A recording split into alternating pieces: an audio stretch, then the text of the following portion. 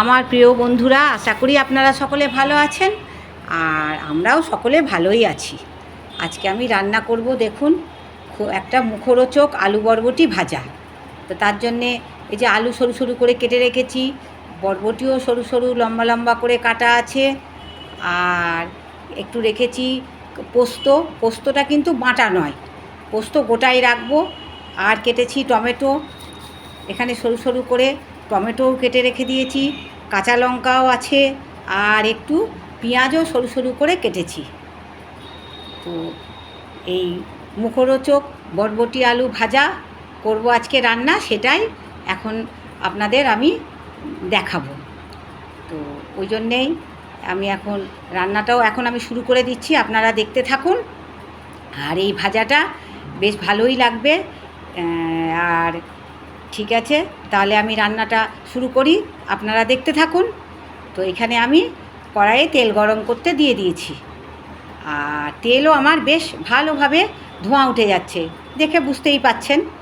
এইবার আমি তেল একটু নাড়াচাড়া করে নিচ্ছি, আর ফোড়ন দেব। ফোড়নের মধ্যে দিচ্ছি শুকনো লঙ্কা একটা, আর আমি দিয়ে দেবো পাঁচফোড়ন। তো শুধু কালো জিরেও দেওয়া যায়, তো আমার একটু পাঁচফোড়নের সেন্টটাই ভালো লাগে, তো যার কারণে আমি পাঁচফোড়নের সেন্টই আমি করছি। আর এখানে আমি দিয়ে দিলাম, এবার দেখুন, ওই লম্বা করে কেটে রাখা সরু সরু করে আলু দিয়ে দিলাম। তো আলু আমার এখানে মোটামুটি সব দেওয়া হয়ে যাচ্ছে। তো এইবার আমি আলুগুলোকে নাড়াচাড়া করব আর ভালো করে একটু ভাজবো। তো আলু আমি বেশ ভালো করে ভাজা ভাজা করব। তা এখানে নাড়াচাড়া করছি, ভাজছি, দেখুন আলুর কিন্তু একটু রঙও অন্যরকম এসে যাচ্ছে। তো আলুটা একটু বেশ বাদামি বাদামি করে ভাজলাম, ভেজে এইবার আমি দিয়ে দিচ্ছি, দেখুন, পেঁয়াজ, সেই সরু করে কেটে রাখা পেঁয়াজ আর কাঁচা লঙ্কা দিয়ে দিলাম।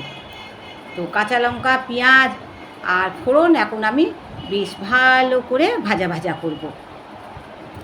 তো এখানে দেখতেই পাচ্ছেন আমার কিন্তু ভালোভাবে ভাজা ভাজা হচ্ছে। তো একটু সময় নিয়েই এই রান্নাটা করতে হবে, কেননা কোনো তো জল দেব না, ভাজা জিনিস করছি, তো এখানে কোনো জল দেওয়ার দরকারও নেই। তো বন্ধুরা দেখতে থাকুন কত সুন্দর ভাজা হচ্ছে। আর বেশ, আর এই ভাজাটা কিন্তু রুটি, পরোটা, লুচি, ভাত সব কিছুর সাথেই খুবই ভালো লাগবে। তো আমরা ভাত রুটি দু রকম দিয়েই খেয়েছি। তো দেখুন এখানে কিন্তু এবার আমি দিয়ে দিলাম, যেই আমার আলু পেঁয়াজ বেশ ভাজা ভাজা হয়ে গেল, এইবার আমি বরবটিগুলো দিয়ে দিচ্ছি। বরবটিও আমি কিন্তু খুব ছোট করে কাটিনি, বরবটিও একটু বড় বড় করেই কেটেছি। তো বরবটিও দিয়ে দিলাম। এবার আমি বেশ ভালো করে বরবটিও নাড়াচাড়া করছি, একটু ভাজা ভাজা করছি। তো এখানে দেখুন বরবটি, পেঁয়াজ, আলু আমার কিন্তু বেশ ভালো করে ভাজা ভাজা হচ্ছে। তো এইবার আমি দিয়ে দেবো একটু হলুদের গুঁড়ো। তো এবার আমি একটু হলুদের গুঁড়ো দিয়ে দিলাম, আর আমি দিয়ে দেবো একটু নুনও দিয়ে দেবো এই সময়। তো নুন আর হলুদের গুঁড়ো দিয়ে আমি একটু বেশ নাড়াচাড়া করছি। তো এখানে আমি দেখতেই পাচ্ছেন নুন দিয়ে দিলাম, আর নুনটা একটু কম কমই হয়েছিল, তো একটু জন্য আর একটু দিলাম। তো নুন হলুদের গুঁড়ো দিয়ে এইবার আমি খুব ভালো করে নাড়াচাড়া করছি, বেশ এখানেই যাতে বেশ ভালোভাবে ভাজা ভাজা হয়ে যায়। তো এইবার আমি দিয়ে দেবো ওই যে গোটা পোস্ত রেখেছিলাম, ওই পোস্ত আমি দিয়ে দিলাম।